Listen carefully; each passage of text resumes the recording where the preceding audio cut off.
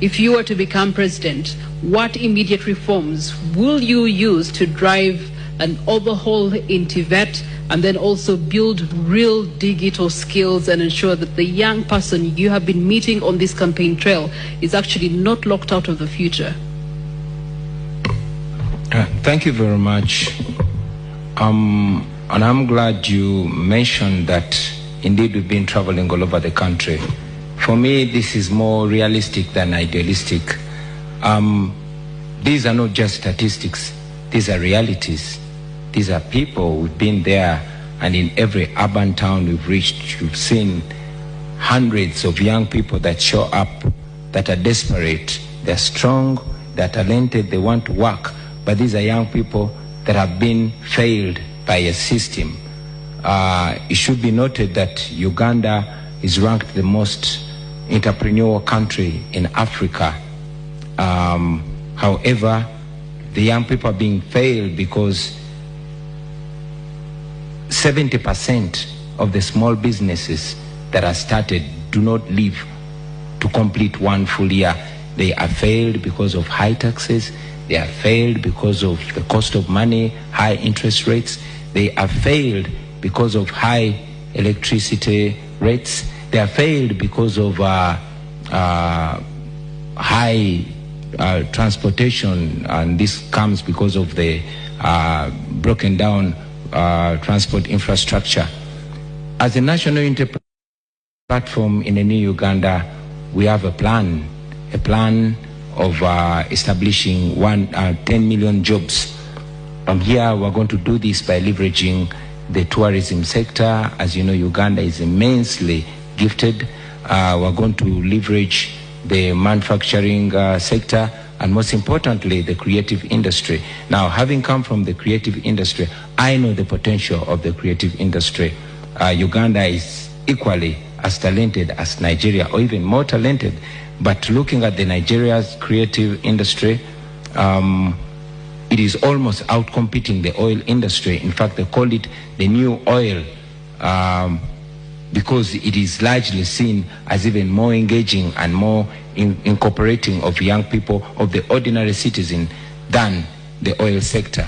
Now, our plan is as follows. First, we want to empower and support the small, medium enterprises and the cottage industries. Now, for the benefit of our voters out there, cottage industries are the small scale industries, mainly in homesteads that are majoring in production. These, we must understand, looking at the growing economies of the world, these have been the unsung heroes of these growing economies. China, India, Brazil, name it. So, looking at these examples, we think it can be a benefit in Uganda. I'm looking at areas, especially these that are near borders, like Arua, like Chisoro, like Kabale. If they are supported, they could boost even production, and they could even boost export. Looking at production of textiles. When you say supported, what does that mean? Supported means cutting down, reducing the cost of doing business, reducing the power costs, reducing the cost of money, reducing the interest rates, investing in transport infrastructure. This would make it easier for them, and it could boost them. Also, it's important to mention that in this line, we want to boost production. In our manifesto, we presented our school feeding program, where the government is going to be feeding children at school. Now, the people that are going to be supplying these foodstuffs are going to be the ordinary citizens, and in a new Uganda, the government will work with the parent teachers associations, the PTA, to ensure that they identify not only the most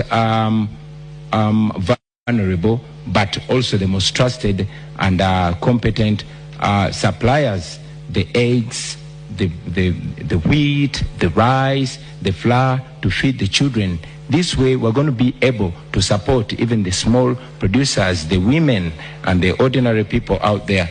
We believe that this is not only going to boost education, but it's going to help in youth unemployment, we also intend to modernize our skills development. Your time is spent, but I'm going to allow you a minute. You have made recognition of manufacturing and tourism. These are high level in terms of strategic for any presidential candidate. Leaders have been describing it as Uganda's economic growth. However, there's one structural problem that still hinders both sectors right now, and that is unreliable power supply and high electricity costs. What's your solution? Well, the high electricity costs can be renegotiated. As government, we can go as far as renegotiating with Bujagali to ensure that the power comes down, because that is what is going to help the productivity. There's one thing, if you allow me also talk about, that's the exploitation.